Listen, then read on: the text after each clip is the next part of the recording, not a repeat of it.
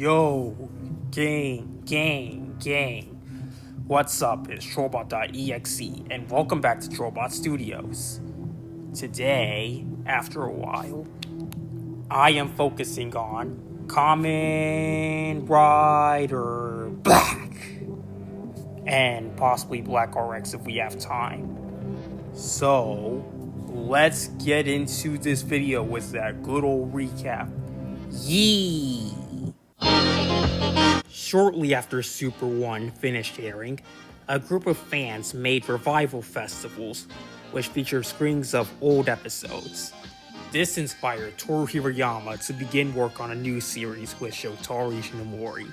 Instead of immediately going to television, the project was developed in kids' magazines and manga. This time, Toei and the rest of the staff reached out to fans for ideas. 5 of those fans proposed Kamen Rider ZX and got $1 million yen for it. Initially, ZX was supposed to be a hardcore adult-oriented installment.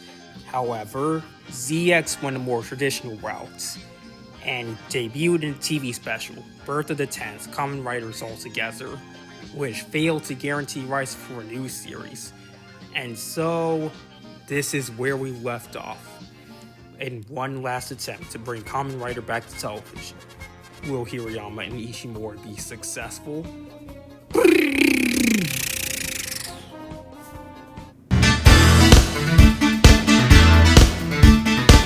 In March 1986, Ishinomori and Hirayama wanted to bring back Kamen Rider, more specifically bring it back to television.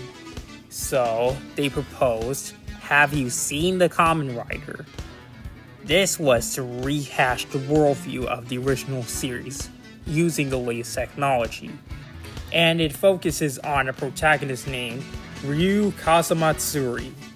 However, this was received poorly due to the rise of real robot anime, as a lot happened since Super 1 aired its final episode, like the Gundam films, Macross, Bottoms, the rise of OVAs, and more stuff like that. As a result, Hirayama passed the baton over to Susumu Yoshikawa, the creator of the Metal Hero franchise. Now, as Titan would say, under new management, the project was completely overhauled to create a story of a protagonist suffering a cruel fate, inspired by Kamen Rider Zero. Beyond Yoshikawa himself, many staff members worked on Metal Hero series. Another change was the publication rights. So, up until now, Kamen Rider was published by Kodansha. However, this new series would be published by Shogakukan. Despite all these new changes, the staff kept 5 key elements of Kamen Rider and basically did whatever they want with the rest. Those 5 elements being escaping an evil organization, a cyborg protagonist, the protagonist riding a motorcycle, a grasshopper motif, and the protagonist being a hero of justice. While previous Kamen Rider designs reflected Ishinomori and Toei's vision, Bandai's new direction was influential as they removed the scarf, praise the Lord, the suits, the gloves, and the boots.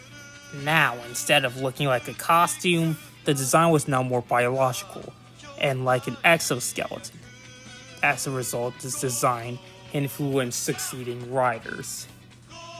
In previous Toei Tokusatsu, there were 2 types of hero suits, FRP close-up suits, and soft urethane action suits. However, in this series, the latest soft material was used, allowing Toei to make just 1 suit. Interestingly enough, one of the rejected designs was basically the final product, but blue. Imagine that, basically Kamen Rider Blue. Initially, the joints were supposed to be mechanical, but Ishinomori had it changed to resemble muscles and blood vessels. To connect TV to the kids watching, Bandai included the TV Power feature where during henshin sequences and special move scenes, A white flash of light was emitted, creating a flickering black and white effect. A light sensor built into the toys received the flashing signal, activating the light-emitting rotation. This was for the Henshin belt. However, Merch did not meet initial expectations, so a battery-powered version was made as a substitute. Now, let's get into the story. Two babies are born on a solar eclipse in 1969. The Dark Society of Gorgum believes that babies born on a solar eclipse are the best candidates to become their rulers. Thus, in 1987, 3 priests of Gorgum, who are considering making them candidates to become the next creation king, abduct the two on their 19th birthdays and implant kingstones into their bodies after modifying them into cyborgs. These two are Kotaro Minami and his stepbrother Nobuhiko Akizuki. Just before his brain is modified, Kotaro escapes on the Bowhopper, a Gorgum-created motorcycle life form, but he is captured and abducted by the 3 priests. In the shock, Kotaro's body transforms into a deformed grasshopper and then into Black Sun, his Century King form, allowing him to escape for real. However, Nobuhiko was not so lucky. After Kotaro's adopted father, Soichiro, is murdered, Kotaro takes on the name Kamen Rider Black and begins his battle to rescue Nobuhiko and destroy Gorgum. Since the show failed to get a good time slot, it was delayed a year to 1987, giving everyone the opportune time to refine their designs and refine the series. As a result, the concepts of Toei were refined by the scripts written by Shozo Uehara, combining to form Kamen Rider Black. Many early concepts were kept in the final product, including monster and vehicle designs from Have You Seen? Other early prompts like Kamen Rider Zero found life in the manga, which is much darker and more horrific than the TV series. Which, funnily enough, is remembered for being far darker and more mature than it actually is. Black aired from 1987 to 1988 and found strong viewership ratings of 9.3%, as it appealed to children very well, especially the star Tetsuo Kurata, who was very popular. The combination of these factors led to a Kamen Rider first.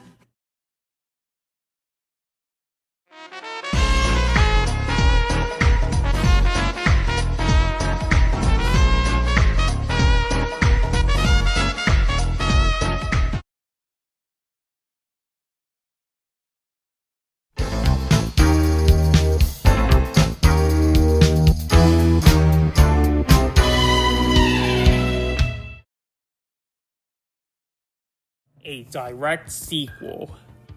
During the planning stages of Black, the writer's distinct features were highlighted, as you've already heard.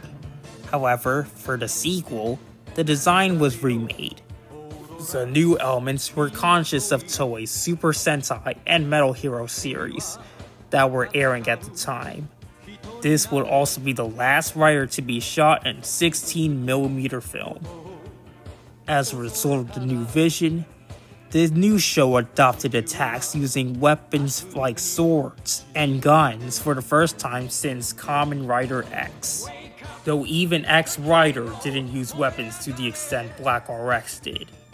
Black RX also introduced a 4-wheel vehicle and multiple transformations, like Bio Rider, allowing Kamen Rider to turn into liquid and slither through objects, and Robo Rider, allowing Kamen Rider to have a gun and walk like Robocop.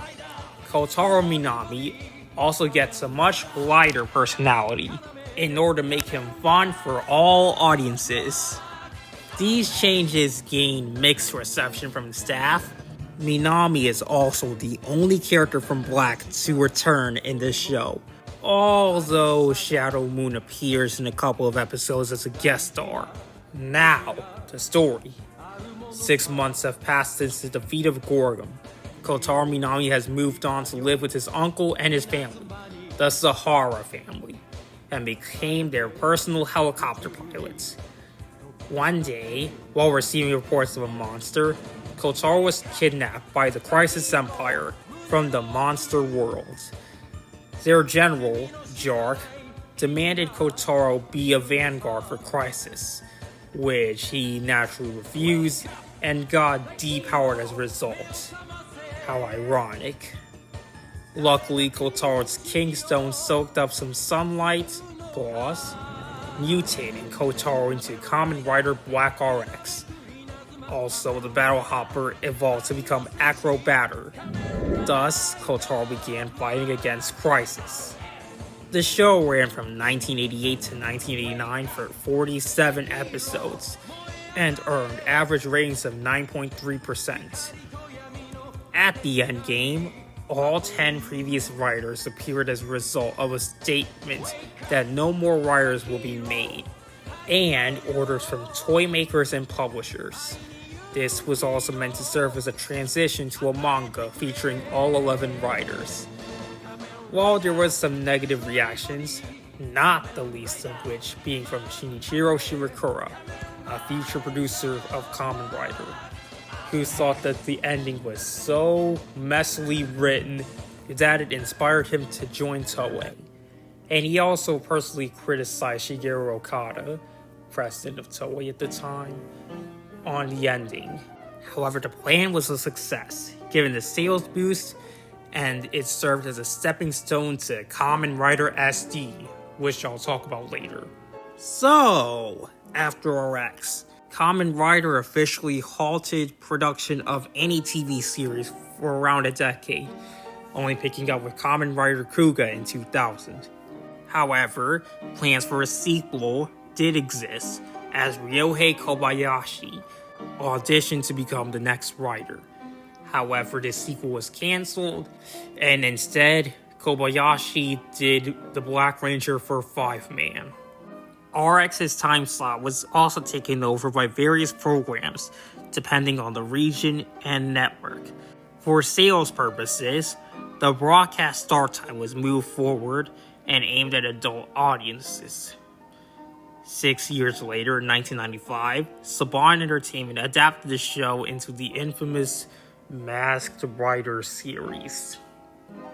Interestingly, Zio and Jay also got caught up into Masked Rider as well. That we'll talk about later. As for now, that's it for Phase 3, the Kotaro Minami saga. Yay! We were able to cover this in one video. So let's go into Phase 4, the 1990s, and oh my gosh, this is going to be very, very hard to cover, as there is a lot of confusing stuff, and the timeline's gonna get a little more divergent. So, wish me luck. You're probably not gonna see a new installment in this series for a while. So, like, subscribe, and comment down below in the meantime. Did you pray today? Because if you didn't, later fools.